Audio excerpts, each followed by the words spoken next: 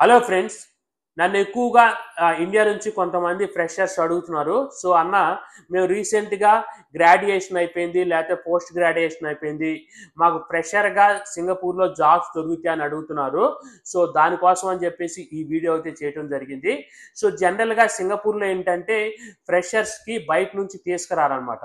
అంటే ఎక్కడ ఇండియా నుంచి గాని, చైనా, మలేషియా ఇట్ల నుంచి మాత్రం ఫ్రెషర్స్‌ని ఎక్కువ తీసుకురారు.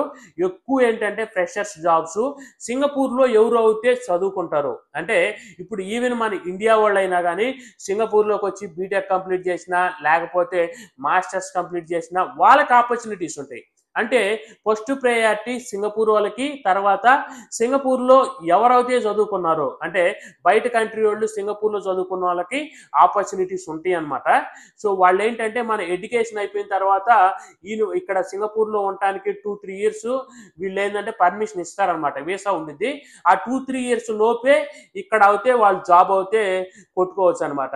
అంటే రీసెంట్‌గా కూడా నేను కొంతమందిని చూశాను.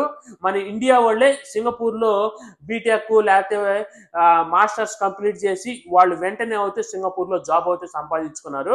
కాకపోతే ఏందంటే సింగపూర్‌లో జాబ్ కొట్టాలి అంటే మనం టెక్నికల్‌గా బాగా స్ట్రాంగ్‌గా ఉండాలన్నమాట.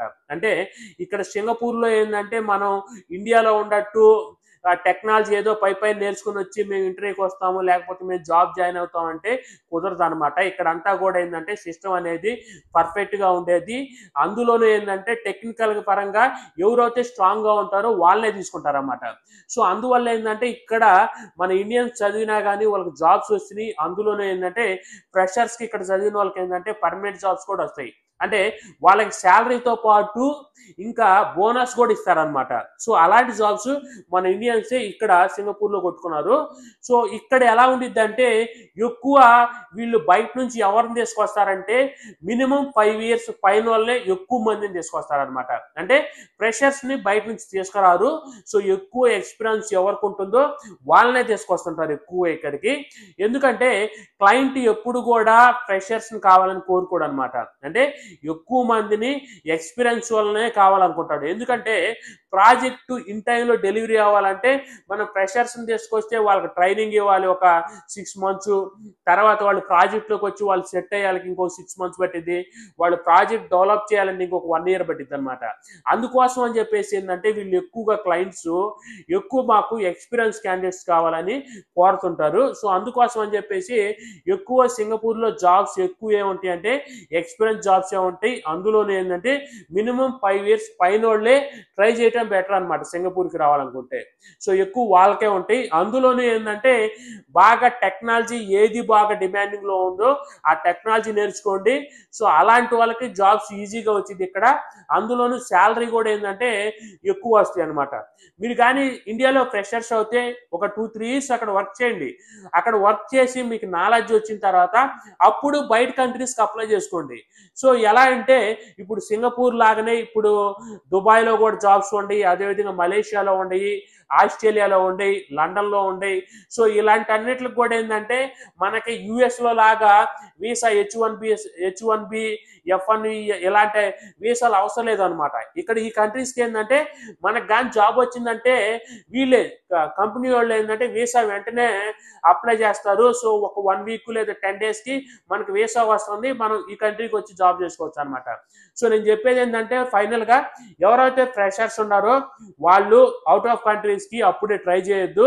సో చేసినా కానీ చాలా తక్కువ వస్తాయి అనమాట. ఎవరికో ఒక 100 మందో లేకపోతే 1000 మందో ట్రై చేస్తే ఒక్కరికి వచ్చింది అనమాట అలాంటి ఆపర్చునిటీస్. సో మీరు ఒక 2, 3 ఇయర్స్ ఇండియాలోనే వర్క్ చేయండి. అంటే ఇప్పుడు ఇండియాలో కూడా ఎక్కువ శాలరీ ఇస్తున్నారు. అక్కడ వర్క్ చేసి అక్కడ మీకు మంచి టెక్నాలజీ వైజ్గా మంచి నాలెడ్జ్ వచ్చినప్పుడు మీరు అవుట్ ఆఫ్ కంట్రీకి ట్రై చేయండి. అప్పుడు మీకు ఈజీగా జాబ్ రావటానికి ఉంటుంది. అప్పుడు వరకు కూడా మీరు మీ దృష్టి అంతా కూడా టెక్నాలజీ మీద పెట్టి మంచి మంచి టెక్నాలజీ, అందులోనే ఏంటంటే మీరు ఏ టెక్నాలజీ నేర్చుకుంటున్నారో ఆ టెక్నాలజీని ఏంటంటే పర్ఫెక్ట్గా నేర్చుకోండి. అంటే వాటిలో కూడా ఏంటంటే ఫస్ట్ మనం ఏ టెక్నాలజీలో అయినా ఫండమెంటల్స్ తెలిసిందంటే మనకు అడ్వాన్స్డ్ టెక్నాలజీ ఈజీగా అర్థమవుతుంది అనమాట. సో అందువల్ల ఏంటంటే మనం ఎక్కువగా ఫ్రెషర్స్ ఫండమెంటల్స్ మీదనే ఫోకస్ పెట్టండి, నేర్చుకోండి, అక్కడ 2-3 ఇయర్స్ చేయండి, ఆ తర్వాత ట్రై చేయండి. ఇంకా మీకు ఏదైనా డౌట్స్ ఉంటే నాలాంటి వాళ్ళు ఉంటారన్నమాట, పక్క కంట్రీలో జాబ్ చేస్తే ఇట్లా వీడియో చెప్పేవాళ్ళు, ఇన్ఫర్మేషన్ షేర్ చేసేవాళ్ళు.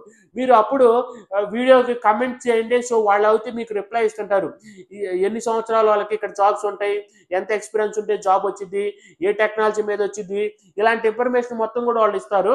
సో అప్పుడు మీరు ఈజీగా జాబ్ కొట్టచ్చు అనమాట. వీడియో కానీ నచ్చినట్లయితే లైక్ చేయండి. Thanks for watching this video. మీకు ఏదైనా డౌట్స్